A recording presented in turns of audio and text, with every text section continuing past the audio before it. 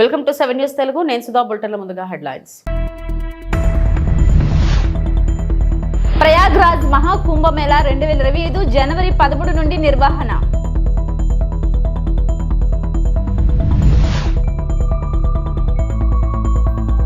తిరుమల శ్రీవారిని దర్శించుకున్న శివరాజ్ సింగ్ చౌహాన్ దంపతులు. పల్నాడు జిల్లా ఎల్లమందులో లబ్ధిదారులకు పింఛన్లు పంపిణీ చేస్తున్న సీఎం చంద్రబాబు. ప్రయాగ్రాజ్ నగరం 13 జనవరి నుండి 2025లో ఎంతో ఆసక్తిగా ఎదురుచూస్తున్న మహాకుంభమేళాకు ఆతిథ్యం ఇవ్వడానికి సిద్ధంగా ఉంది. ఈ గొప్ప మతపరమైన కార్యక్రమంలో లక్షలాది మంది భక్తులు ఆధ్యాత్మిక ఆచారాలు, పవిత్ర స్నానాలు మరియు సాంస్కృతిక వేడుకల కోసం గుమిగూడారు. ఇది భారతదేశంలోని అతిపెద్ద మరియు అత్యంత ముఖ్యమైన సమావేశాలలో ఒకటిగా మారుతుంది.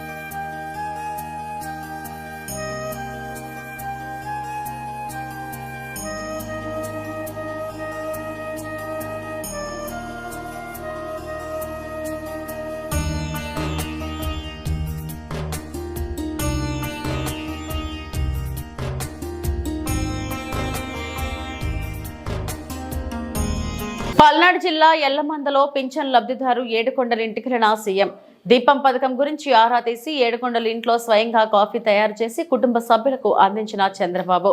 ఏడుకొండలు కుటుంబ పరిస్థితులు తెలుసుకొని అతను దుకాణం పెట్టుకునేందుకు బీసీ కార్పొరేషన్ ద్వారా 5 లక్షల రుణం ఇప్పించాలని, అలాగే ఇంటి నిర్మాణం పూర్తి కోసం కూడా రుణం ఇప్పించాలని అధికారులను ఆదేశించారు ముఖ్యమంత్రి చంద్రబాబు.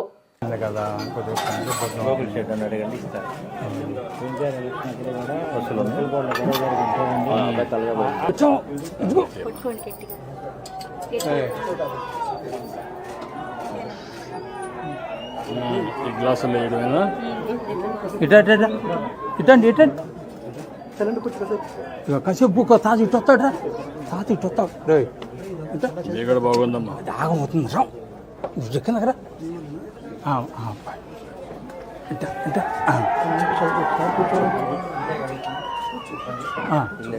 ఇల్లాను అబ్బాయి ఏదన్నా లోన్ అప్పుడే 2019 చెప్పు. డాక్టర్ నా ఇద్దరం కొట్టారు అప్పుడు. అదే మరి అప్పుడే దెబ్బ తగిలింది.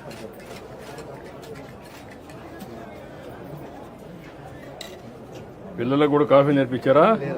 ఇంకా లేదు కదా, వాళ్ళేనా కాఫీ నేర్పించలా?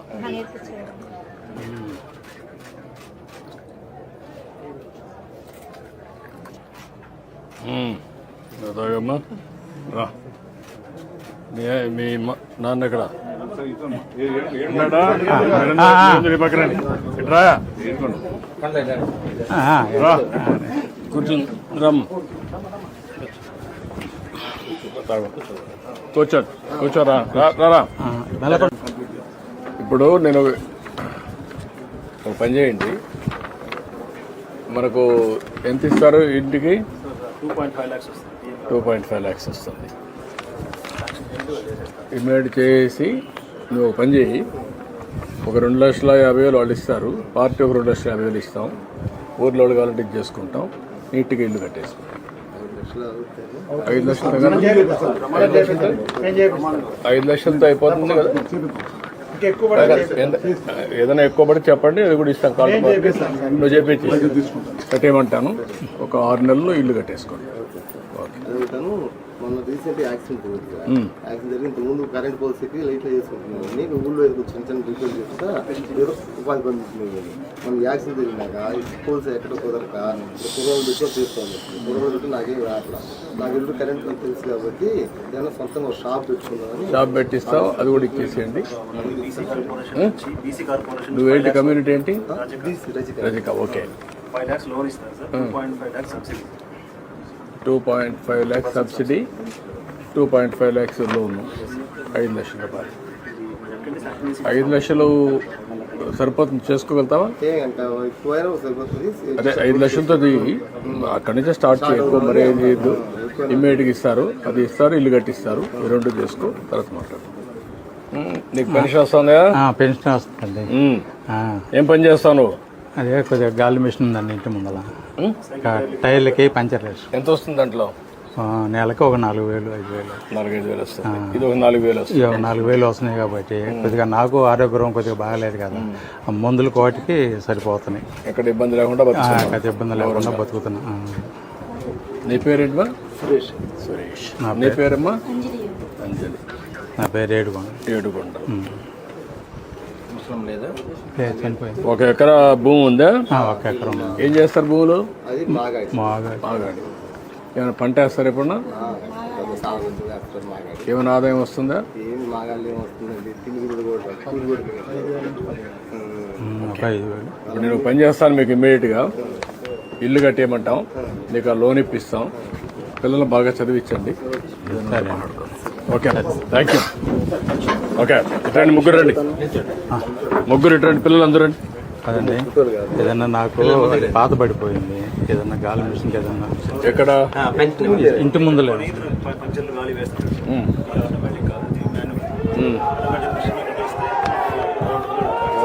ఆటోమేటిక్ మిషన్ పెట్టించండి. ఇచ్చేసి అవి కూడా ఇచ్చేసి ఫ్యామిలీని సెట్ చేయండి. లేదండి, పేరు చెప్పుకొని బతుకుతా.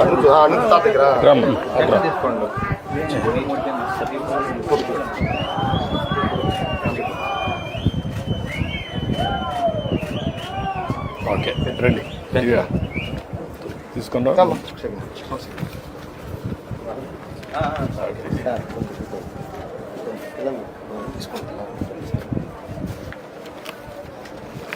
సార్ పిల్లలు వస్తే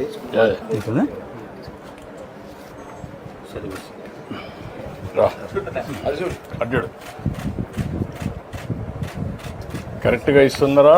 కరెక్ట్గా. ఏం ప్రాబ్లమ్స్? ఏం ప్రాబ్లం లేదండి. ఎంతమందికి ఇచ్చారు? పొద్దున్నే వచ్చి ఇంటికి వచ్చి 64 ఉన్నాయి సార్. 62 కంప్లీట్ చేశారు సార్. 62. ఆ 2 లేరా వాళ్ళు? లేదు సార్, హాస్పిటల్. ఇట్రండి. ఇట్రండి. ఇంకొక అడ్డు అడ్డురా.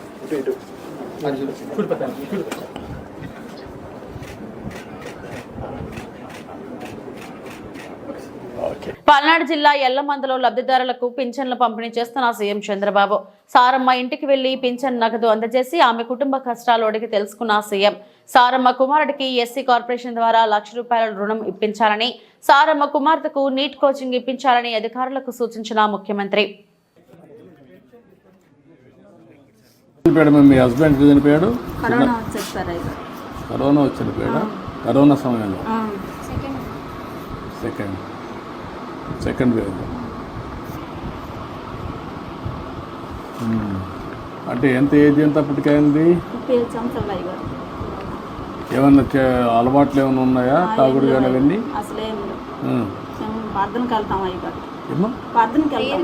ప్రేయర్కి వెళ్తాను.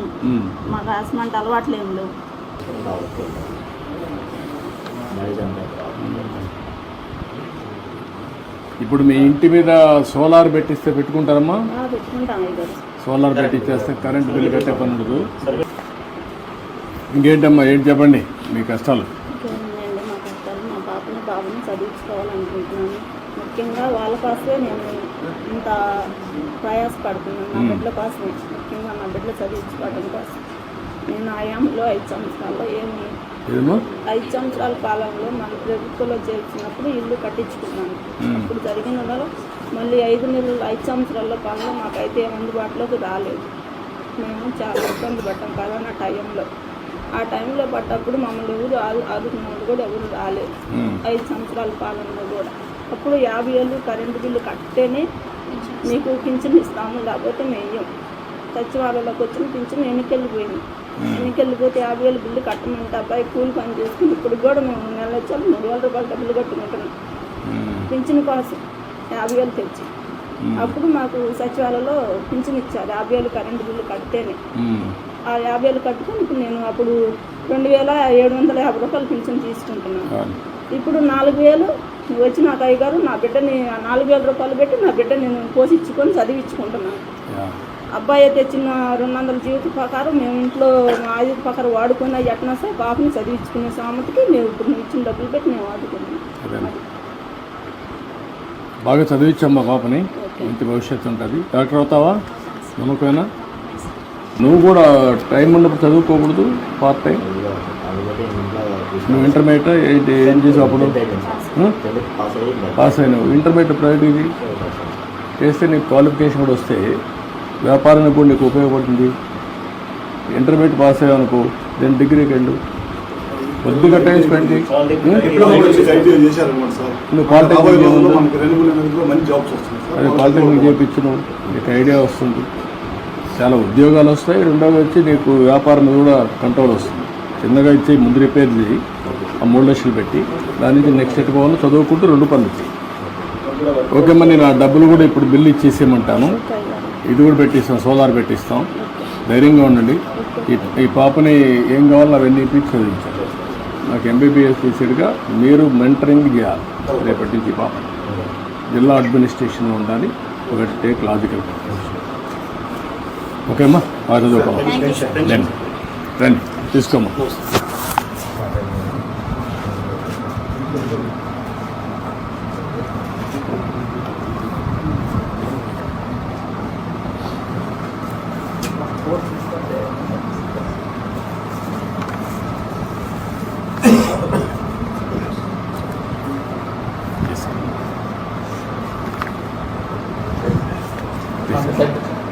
రామ్ అటు ఇట్లా లేమా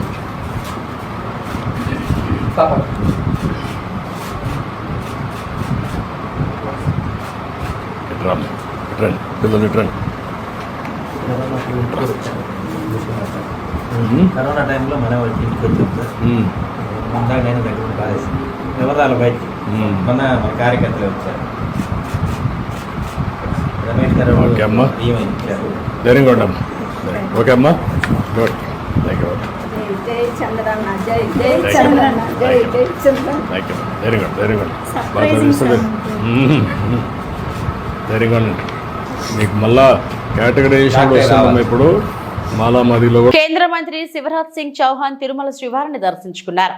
వైకుంఠ క్యూ కాంప్లెక్స్ సుపథం ప్రత్యేక మార్గం ద్వారా ఆలయంలోకి వెళ్లిన కేంద్ర మంత్రి దంపతులు స్వామివారి సేవలో పాల్గొన్నారు. టీటీడీ అధికారులు ఆయనకు స్వాగతం పలికి దర్శన ఏర్పాట్లు చేశారు. అనంతరం గర్భాలయంలో స్వామివారిని దర్శించుకున్న శివరాజ్ సింగ్ చౌహాన్ కు ఆలయ అధికారులు స్వామివారి తీర్థ ప్రసాదాలను అందజేశారు.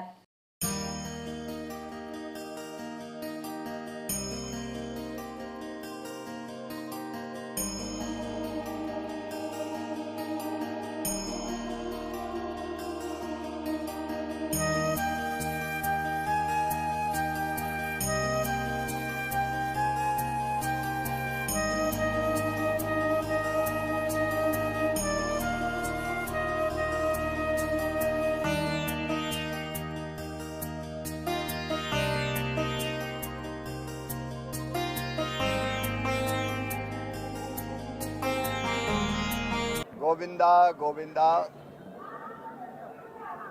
भगवान वेंकटेश्वर जी को प्रणाम। वो कहते हैं कि जो शरीर मन बुद्धि और कर्म मुझ में अर्पित करता है, मैं स्वयं उनकी चिंता करता हूँ। भगवान सब पर कृपा की वर्षा करे। सर्वे भवन्तु सुखिनः, सर्वे सन्तु निरामया, सर्वे भद्राणि पश्यन्तु, माँ कश्चित् दुख भाग भवेत्। सब सुखी हों, सब निरोग हों, सबका मंगल हो, सबका कल्याण हो, यही उनके चरणों में प्रार्थना है। और प्रधानमंत्री नरेंद्र मोदी जी के नेतृत्व में हमारा देश लगातार प्रगति करता रहे, लगातार आगे बढ़ता रहे और भारत विश्व बंधु बनकर विश्व का कल्याण भी करे। ముఖ్యమంత్రి చంద్రబాబు 2 ఎకరాల నుంచి 1000 కోట్లు ఎలా సంపాదించారని వైఎస్ఆర్సీపీ నేత మాజీ మంత్రి గుడివాడ అమర్నాథ్ సూటిగా ప్రశ్నించారు. ఆ రహస్యం ఏమిటో ప్రజలకు చెప్పాలని ఆయన డిమాండ్ చేశారు. నమ్మకానికి మోసానికి మధ్య ప్రజలు వ్యత్యాసం చూశారని పేర్కొన్నారు. చంద్రబాబు ఎన్నికల సమయంలో సూపర్ 6 అంటూ మోసం చేసి అధికారంలోకి వచ్చారని మండిపడ్డారు. నిరుద్యోగ యువతను చంద్రబాబు మోసం చేశారని నిలదీశారు. మంగళవారం విశాఖలోని వైఎస్ఆర్సీపీ జిల్లా కార్యాలయంలో గుడివాడ అమర్నాథ్ మీడియాతో మాట్లాడారు. మరి ఈరోజు దేశంలో అత్యంత ధనిక సీఎం చంద్రబాబు నాయుడు గారు 960 కోట్ల రూపాయలు ఆస్తులు విలువ కలిగినటువంటి ముఖ్యమంత్రి చంద్రబాబు నాయుడు గారు అని చెప్పి నిన్ననే సర్వేలు వచ్చినాయి. వాళ్ళు పొరపాటున 2 సున్నాలో 3 సున్నాలో మర్చిపోయినట్టున్నారు. కేవలం 960 కోట్లు అన్నారు. ఇంకో 2-3 సున్నాలు యాడ్ చేయాలి. 2 ఎకరాలతో మొదలుపెట్టినటువంటి చంద్రబాబు నాయుడు గారు ఈరోజు ఆ స్థాయికి ఏ రకంగా వెళ్ళారో ప్రజలకు సమాధానం చెప్పాలి. మరి మీరు ఈరోజు ధనిక సీఎం అని చెప్పి దేశం అంతా చూస్తూ ఉంది. మరి ప్రజలకు మీరు ఇచ్చినటువంటి హామీలు మీ డబ్బు నుంచి ఇస్తారా, లేదా ప్రభుత్వం డబ్బు నుంచి ఇస్తారా, లేదా మీరు అప్పు చేసినటువంటి డబ్బు నుంచి ఇస్తారా? ఈరోజు ప్రజలందరూ కూడా ఎదురు చూస్తూ ఉన్నారు. ప్రభుత్వం సూపర్ 6 చెప్పిన పథకాల్లో ఇప్పటికీ గడిచినటువంటి 7 మాసాల్లో, కొన్ని 7 మాసాలంటే రేపు 4వ తారీఖుకి 7 మాసాలు పూర్తవుతుంది. 6 మాసాల్లో ప్రజలకి ప్రభుత్వం ఎంత అప్పు ఉందో అనేటువంటిది పథకాల ద్వారా మీ ద్వారా ప్రజలకు తెలియజేస్తారు. ఆడబిడ్డ నిధి అని చెప్పి ఒక పథకం చెప్పారు. ఇందాక మీకు చెప్పినట్టు 18 సంవత్సరాలు నిన్నటువంటి మహిళలకి నెలకి 1500 రూపాయలు చొప్పున ఇస్తామని చెప్పి ఎన్నికల్లో ఇచ్చినటువంటి హామీ. ఈ రాష్ట్రంలో 18 సంవత్సరాలు నిన్నటువంటి మహిళలు 2 కోట్ల మంది ఉన్నారు. అంటే నెలకి 1500 రూపాయలు చొప్పున 2 కోట్ల మందికి యావరేజ్ నెలకి 3000 కోట్లు. అంటే 6 నెలలకి ఎంత బకాయి ఉన్నాడు? 6 నెలలకి 18,000 కోట్ల రూపాయలు ఈ రాష్ట్రంలో మహిళలకు బకాయి ఉన్నారు. పెట్టుబడి సాయం కింద రైతు భరోసా కార్యక్రమం, అన్నదాత కార్యక్రమం 20,000 రూపాయలు చొప్పున 50 లక్షల మంది రైతులకి దాదాపు 10,000 కోట్ల రూపాయలు బకాయి ఉన్నారు. అమ్మఒడి కింద రాష్ట్రంలో ఎంతమంది పిల్లలు ఉంటే అంతమంది పిల్లలకి 15,000 రూపాయలు చొప్పున అన్నారు. 83 లక్షల మంది పిల్లలు ఉన్నారు, చదువుకునేటువంటి పిల్లలు. నంద్యాల జిల్లా శ్రీశైలం మల్లన్న ఆలయంలో జనవరి 1వ తేదీ సెలవు రోజు కారణంగా భక్తుల రద్దీ అధికంగా ఉంటుందనే ముందస్తు అంచనాతో జనవరి 1న శ్రీ స్వామివారి స్పర్శ దర్శనం పూర్తిగా నిలుపుదల చేసి రేపు భక్తులందరికీ శ్రీ స్వామివారి అలంకార దర్శనానికి మాత్రమే అనుమతిస్తామని, అలానే శ్రీ స్వామివారి అర్జిత గర్భాలయ సామూహిక అభిషేకాలు కూడా నిలుపుదల చేస్తూ వాటితో పాటుగా ఉభయస్తమాన ప్రాతకాల ప్రదోషకాల సేవలు నిలుపుదల చేస్తున్నట్లు ఈవో తెలిపారు. అయితే భక్తుల రద్దీ దృష్ట్యా సర్వదర్శనం క్యూ లైన్లోని భక్తులకు ఎటువంటి ఇబ్బందులు కలగకుండా ఉండేందుకు భక్తులందరికీ త్వరితగతిన శ్రీ స్వామి అమ్మవార్ల దర్శనం కల్పించేందుకు వీలుగా గతంలో వలనే ప్రస్తుతం నిర్ణయం తీసుకున్నట్లు ఆలయ ఈవో శ్రీనివాసరావు తెలియజేశారు. ఓం నమ శివాయ. భక్తులకి విజ్ఞప్తి, జనవరి 1వ తేదీ అదేవిధంగా 31వ తేదీ భక్తుల తాకిడి ఎక్కువగా ఉన్నందున 1వ తేదీ స్పర్శ దర్శనం, అదేవిధంగా అన్ని సేవలను నిలుపుదల చేసి కేవలం స్వామివారి యొక్క అలంకార దర్శనానికి మాత్రమే అనుమతించడం జరుగుతుంది. గర్భాలయంలో ఆర్జిత సేవల్ని నిలుపుదల చేయడం జరిగింది. స్వామివారి యొక్క రోజువారీగా జరిగేటువంటి కార్యక్రమాలు జరుగుతాయి, కానీ భక్తులకి ఆర్జిత సేవలు నిలుపుదల చేయడం జరిగిందని చెప్పి గమనించి వచ్చేటువంటి భక్తులు వారి వారి ప్రయాణ సౌకర్యానికి అనుగుణంగా ఏర్పాట్లు చేసుకోవాల్సిందిగా విజ్ఞప్తి. స్పర్శ దర్శనం అదేవిధంగా అంతరాలయంలో జరిగేటువంటి సేవ అన్నింటిని కూడా నిలిపివేయడం జరిగిందని చెప్పి తెలియజేస్తున్నాం. ఈ విషయాన్ని భక్తులు గమనించి తదనుగుణంగా దేవస్థానం వారికి సహకరించవలసిందిగా విజ్ఞప్తి చేస్తుంది. దళితుల పట్ల కూటమి ప్రభుత్వం నిర్లక్ష్యంగా వ్యవహరిస్తుందని వైఎస్ఆర్ కాంగ్రెస్ పార్టీ రాష్ట్ర ఎస్సీ సెల్ అధ్యక్షుడు సుధాకర్ బాబు మండిపడ్డారు. కూటమి ప్రభుత్వానికి ఓటు వేయలేదనే కారణంతో టీడీపీ నేతలు ఇళ్లపైకి వెళ్లి దాడులు, ఆస్తులను తగలపెట్టడంతో పాటు మహిళలపై వేధింపులకు గురి చేయడం దారుణమని ఆయన ఆరోపించారు. కర్నూలు జిల్లాలో పత్తికొండ నియోజకవర్గంలోని బొమ్మిరెడ్డిపల్లలో ఎస్సీ సామాజిక వర్గానికి చెందిన కొన్ని కుటుంబాలను గ్రామం నుండి వెలివేయడం జరిగిందని, దీనిపై జిల్లా ఎస్పీ బిందు మాధవ్ దృష్టికి తీసుకువచ్చామని తెలిపారు. కూటమి ప్రభుత్వం ఇచ్చిన హామీలను అమలు చేయడం పోవడంతో పాటు ఇలాంటి దారుణాలు చేయడం హేయమైన చర్య అని ఆయన విమర్శించారు. రాజ్యాంగం బాబాసాహెబ్ అంబేద్కర్ ఇచ్చిన రాజ్యాంగంలో దళితులను గ్రామ బహిష్కరణ చేసే హక్కు మీకు ఎవరిచ్చారని అడుగుతున్నాం. పోలీసులు పూర్తిగా ఎందుకు చర్య తీసుకోలేదని అడుగుతున్నాం. నిజంగానే అలాంటి పరిస్థితులు, ఘర్షణలు మళ్ళీ వచ్చే కార్యక్రమం ఉండి ఉంటే మీరు ఎందుకు చర్యలు తీసుకోలేదు, ఎందుకు రక్షణ కల్పించలేదు?